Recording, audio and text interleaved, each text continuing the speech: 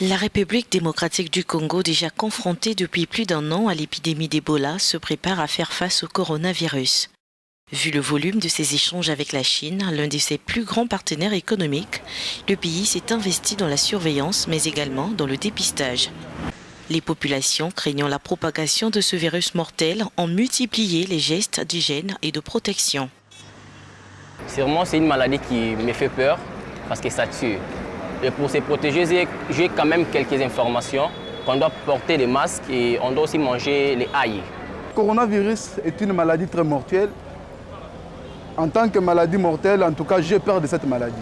Et je trouve qu'avec des relations diplomatiques, nous avons nos autorités qui se promènent pour des raisons diplomatiques des pays en pays.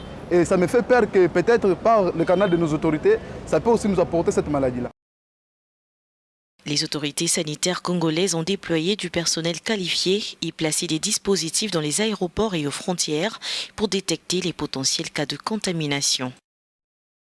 À l'intérieur, il y a un suivi qui s'est fait, il y a une cellule mise sur pied pour suivre tous les voyageurs. Parce que comme vous le savez, la période d'incubation, c'est autour de 14 jours, mais la moyenne, c'est 6 à 7 jours.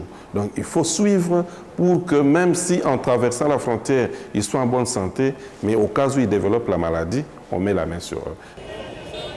Un deuxième cas a été confirmé lundi en Égypte, alors qu'un premier cas de Covid-19 a été recensé au Nigeria. La République démocratique du Congo, qui compte plus de 84 millions d'habitants, entend rapatrier sa population résidente en Chine et appelle les Congolais à surseoir leur voyage vers l'Asie.